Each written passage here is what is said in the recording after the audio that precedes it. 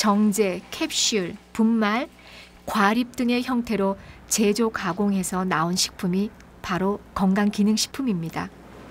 그런데 이런 건기식까지 손수 구해 먹고 부작용을 겪으니 아예 먹지 말라는 의사들도 많습니다. 비타민 D와 칼슘 같은 경우에는 따로따로 나눠서 봐야 되는데요.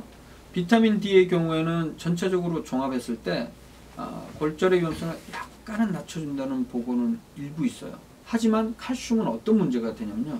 그 효능에 비해서 안전성 부분이 확실히 또 입증이 안 됐어요. 칼슘 보충제를 복용한 그룹에서 오히려 심근경색 위험증이 20% 높았다는 연구 결과가 나와 있습니다.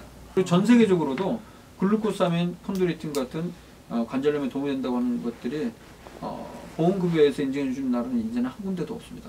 루테인 지아잔틴은 목적이 뭐냐면 황반병성을 예방할 목적으로 사실은 일부 임상시험에 효과가 있다는 게 있었거든요. 그러나 종합한 결과가 이미 나왔는데 그 결과를 보면 근거가 불충분하라도 이미 결론이 나와 있는 상태입니다. 그럼 근거가 확립되지 않은 건강기능식품에 돈을 쓰지 않았으면 좋겠습니다. 먹고 탈이 나느니 차라리 건기식에 돈을 쓰지 말라는 의견인데요. 우리는 어떤 선택을 해야 할지 모르겠습니다. 우리가 식재료를 얻고 있는 자연입니다.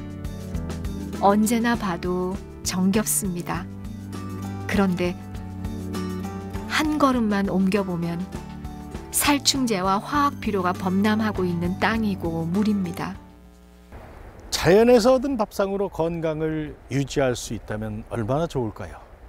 없던 시절에는 이런 문제를 고민조차 하지 않았을 겁니다.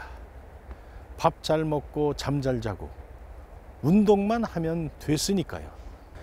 하지만 요즘은 땅도 오염되고 물도 오염돼 있어서 건강식품을 무조건 먹지 말라고 하기가 힘들게 됐습니다.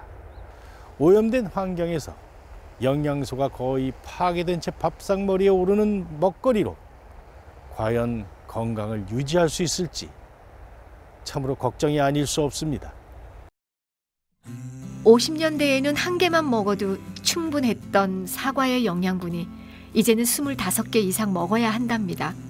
시금치는 20단이나 먹어야 하고 당근이나 귤도 한 개만으로는 소용이 없다고 합니다.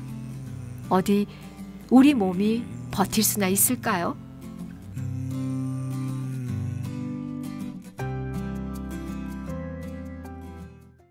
우리의 자연환경은 우리나라의 산업발전과 더불어 많은 오염이 된 것은 사실입니다. 요즘은 환경에 대한 관심이 많아 오염을 줄이려고 노력하고 있지만 봄, 가을로 찾아오는 황사는 또 다른 환경의 요인이 되고 있습니다.